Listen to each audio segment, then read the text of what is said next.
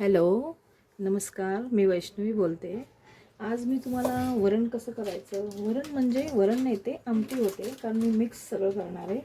आणि म्हणजे प्रमाण कसं घ्यायचं ते मी तुम्हाला दाखवणार आहे. त्याच्यामध्ये सगळ्या भाज्या पण म्हणजे थोड्या मिक्स आहेत. त्याच्यामध्ये मी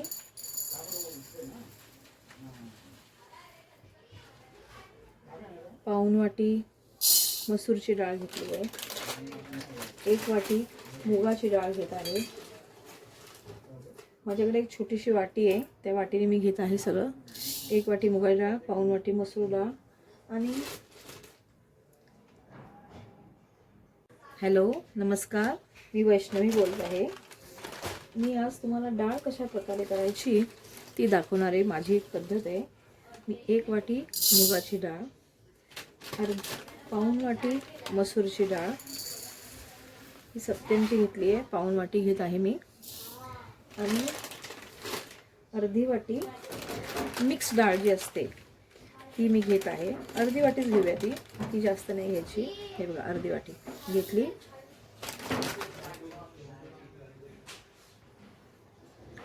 आता ह्या तीनही डाळी स्वच्छ पाण्याने धुवून घ्यायच्या पूर्ण व्यवस्थित. हे बघा, तिन्ही डाळी घेतल्या आहेत, मी मिक्स करून घेतलेल्या आहेत. तर ते तिन्ही डाळी आता स्वच्छ धुवून घेऊया आपण. पाहू शकता, मी 4 ते 5 पाण्याने ही डाळ स्वच्छ धुवून घेतलेली आहे. आणि फोडणीसाठी मी ही तयारी करून घेतलेली आहे. ह्याच्यामध्ये 2 मिरच्या, हे 7-8 मकाना, 1 टोमॅटो, थोडा फ्लावर. मी मुद्दाम ह्याच्यामध्ये दुधी भोपळा घातला आहे, कारण दुधी भोपळा मुलं अशी खात नाहीत.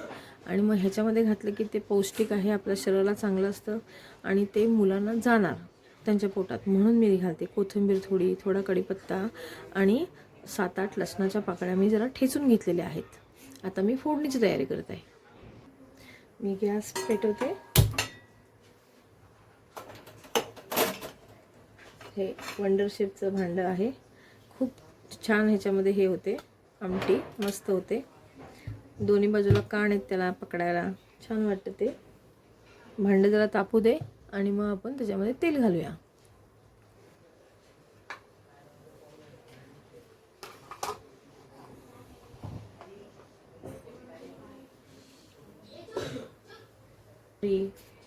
जिरं, हिंग आणि कढीपत्त्याची फोडणी करूया.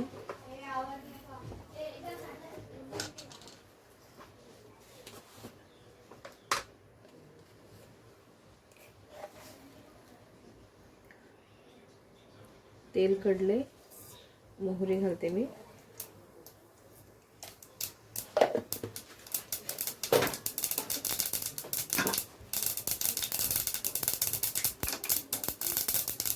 आता मी ह्या मिरच्या घालते.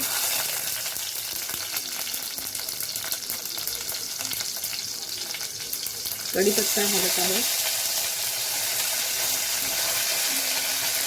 लसूण घालते.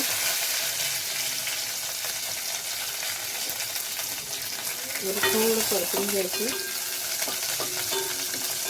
लसूण थोडा लालसर होत आला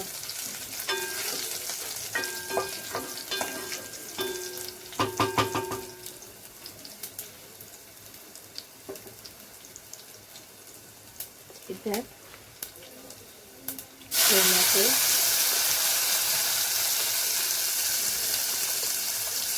तो पण जरा परतून घ्या.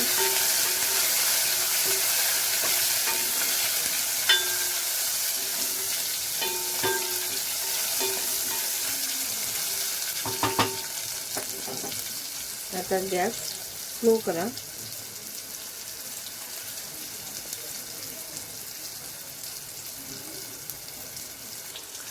त्यात ह्या भाज्या घाला.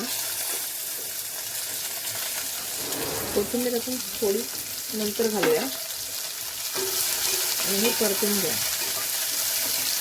लसूण पण छान लालसर झालेला आहे, त्याची चवच वेगळी लागते.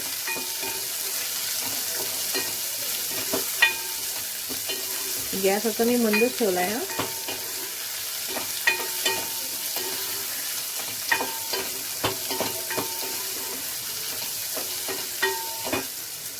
आता ह्यात थोडी मी जिऱ्याची पावडर घालते.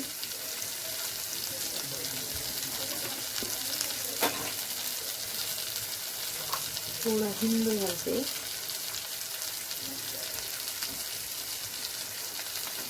हिंग का खावा माहिती आहे? हिंगामुळे आपली हाडं वगैरे दुखत असतील ना, तर ती जरा थांबतात. लक्षात ठेवा, हिंग फोडणीमध्ये घालावाच नेहमी. आणि हळद जरा मी जास्त घालते नेहमी. मला हळद खूप आवडते. आणि हळद ही अँटीबायोटिक असते, त्यामुळे आपल्याला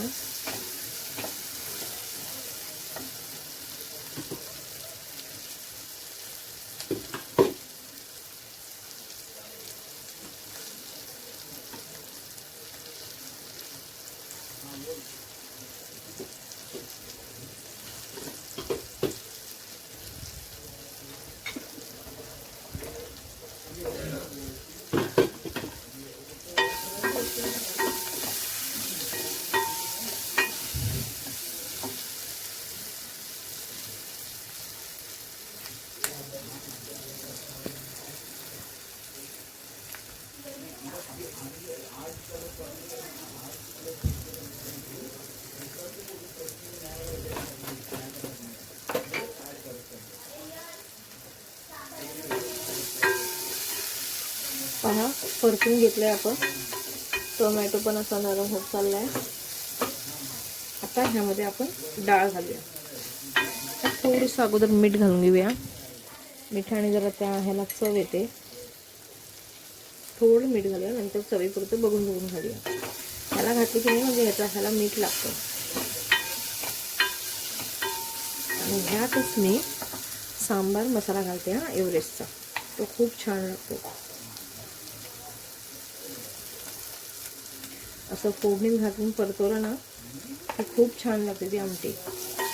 अतिशय सुंदर लागते. आणि थोडं तिखट मिरची घातली आपण, पण थोडा लालसरपणा दिसायला म्हणून मिरची पावडर घालते, एक अर्धा चमचा.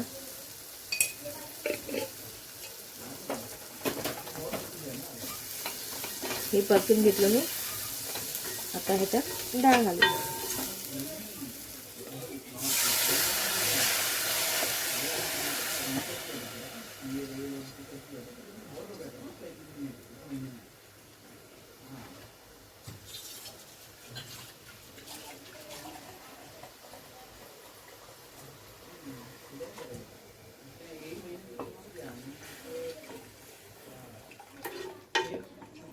अगोदर आपण थोडं मीठ घातलं होतं, आता थोडं पुन्हा मीठ घालूया.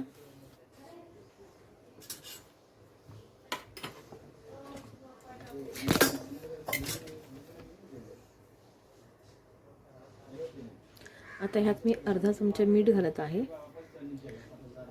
आम्ही नेहमी रॉक सॉल्टच वापरतो. रॉक सॉल्ट खूप टेस्टी असतं चवीला आणि भाज्यांना पण चव लागते, त्यामुळे आम्ही तेच वापरतो. आता ह्याला चांगली उकळी येऊ दे आणि हे शिजू दे. अशी डाळ शिजलेली खूप छान लागते. कुकरमधल्या शिजवण्यापेक्षा ही डाळ खूप अतिशय उत्तम. आता ह्याच्यामध्ये आपण कोथिंबीर घालूया,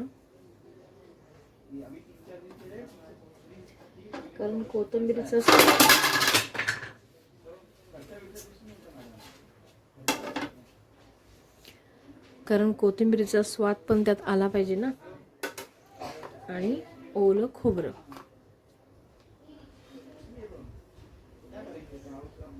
बस एवढं. 1 टीस्पून घातलं तरी चालतं.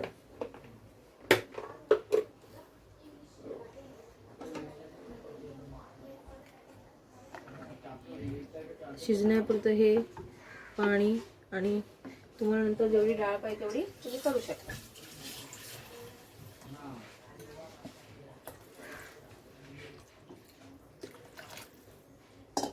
आणि मंद गॅसवर हे शिजत ठेवायचं.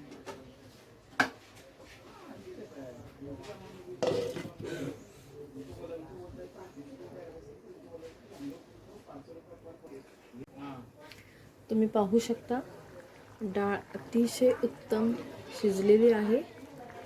अजून थोडा वेळ नाही, शिजले. आता ह्याच्यामध्ये आपण पाणी घालून आपल्याला जेवढी डाळ पाहिजे तेवढी आपण करू शकतो. आणि ही खूप चव लागते ना डाळ, अतिशय उत्तम. एवढी टेस्टी असते ना ही डाळ, खूप छान लागते. ह्याच्यामध्ये पौष्टिक सगळं म्हणजे दुधी भोपळा, कारण दुधी भोपळा मुलं असे खात नाहीत. आणि हे घातलेलं आहे मकाना पण एकदम चांगलं हं, कारण आमचे सासरे जेव्हा आजारी होते त्यांच्या कमरेला खूप त्रास झाला होता.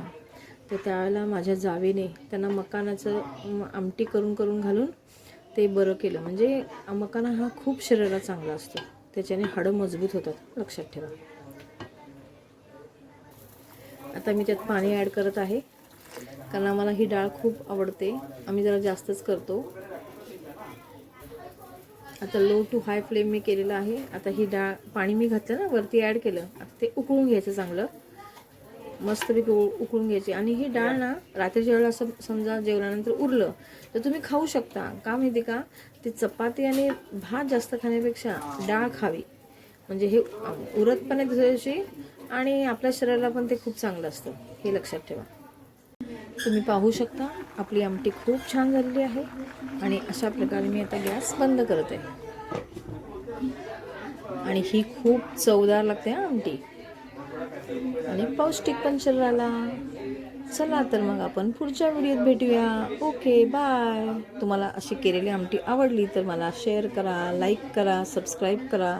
थँक्यू.